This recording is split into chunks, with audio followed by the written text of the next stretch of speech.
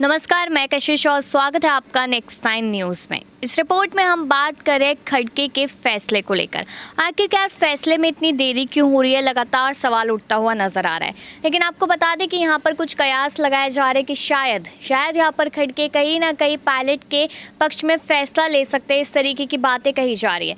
लेकिन आपको बताते चले कि हम काफ़ी रिपोर्ट्स आपको दे चुके हैं जिसमें कहीं ना कहीं सीपी जोशी का फैसला अटका हुआ है, खड़गे का फैसला अटका हुआ है और वहीं पर सोनिया गांधी भी चुप्पी साधे नजर आ रही है। लेकिन जैसे ही खड़गे को यहाँ पर अध्यक्ष पद सौंपा गया था तो उनके सामने सबसे बड़ी चुनौती और पहली चुनौती तो यही थी कि गहलोत और पायलट के बीच में जो रंजिश है या फिर जो भी भेदभाव, जो भी मनभेद चल रहा है उसको जैसे तैसे करके ख़त्म करना है। और साथ ही साथ ये भी बात की गई थी कि यहाँ पर सीएम को लेकर और इस्तीफे को लेकर आपको जल्द फैसला लेना है। लेकिन अब अगर सचिन पायलट की बात की जाए तो सचिन पायलट ने साफ तौर पर कह दिया कि फैसला लेने की ज़रूरत है क्योंकि यहाँ पर जनता की मांग हम ही है, यानी कि सचिन पायलट और उनके समर्थक ही है, अशोक गहलोत नहीं है। तो यहाँ पर कुछ कयास ऐसे लगने लगे कि शायद 2023 राजस्थान के चुनाव से पहले ही गहलोत को इस्तीफा ना देना पड़ जाए और अगर गहलोत इस्तीफा देते हैं आक्रोश में आके तो यहाँ पर सरकार गिर सकती है, बगावत करते हैं तो राजस्थान में कांग्रेस पूरी तरीके से खत्म हो सकती है।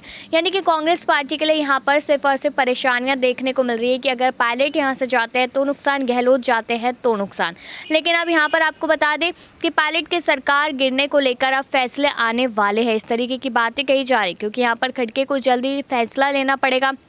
उन्होंने साफ तौर पे कहा कि पहले हिमाचल और गुजरात के चुनाव हो जाए, उसके बाद जल्द से जल्द फैसला लिया जाएगा। यानी कि 5 दिसंबर और फिर 8 दिसंबर तक इंतज़ार करना पड़ेगा और उसके बाद गहलोत को लेकर यहाँ पर खड़गे फैसला लेते नजर आएंगे। लेकिन साथ ही साथ आपको बता दें कि राजस्थान में अभी जो 2022 में सितंबर मंथ में जो बगावत देखने को मिली थी जिसमें गहलोत के विधायक बगावत करते नजर आए थे, तो कहीं ना कहीं लोगों के मुँह पर वही सवाल बना हुआ है कि जब पायलट ने बगावत की तो वो लोगों को आज भी याद है और उसी तरीके से उनको याद दिलाया भी जाता है। लेकिन जब गहलोत और उनके विधायकों ने बगावत की तो वो किसी को याद नहीं रही। लेकिन यहाँ पर याद रखने की ज़रूरत है क्योंकि सोनिया गांधी की नाराज़गी भी लगातार बढ़ती हुई नज़र आ रही है और सोनिया गांधी की नाराज़गी अगर इसी तरीके से बढ़ती रही तो अशोक गहलोत के साथ जो उनकी यहाँ पर नज़दीकियाँ देखने को मिलती है, राहुल गांधी के साथ जो नज़दीकियाँ देखने को मिलती है, उन सबको भूल कर यहाँ पर अशोक गहलोत को ही पार्टी से बाहर करने का फैसला किया जा सकता है। तो सवाल लगातार अभी भी बने हुए हैं कि राजस्थान में आखिरकार क्या समीकरण बनता नजर आएगा। क्यों?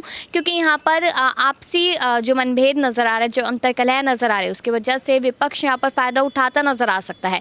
अगर देखा जाए तो कहीं ना कहीं यहाँ पर जो चुनाव होने दिसंबर 2023 में उसमें बीजेपी की बारी है सरकार आने की। लेकिन अगर इस बार बीजेपी आती है तो समझ लीजिएगा कि आने वाले समय में भी बीजेपी ही आएगी।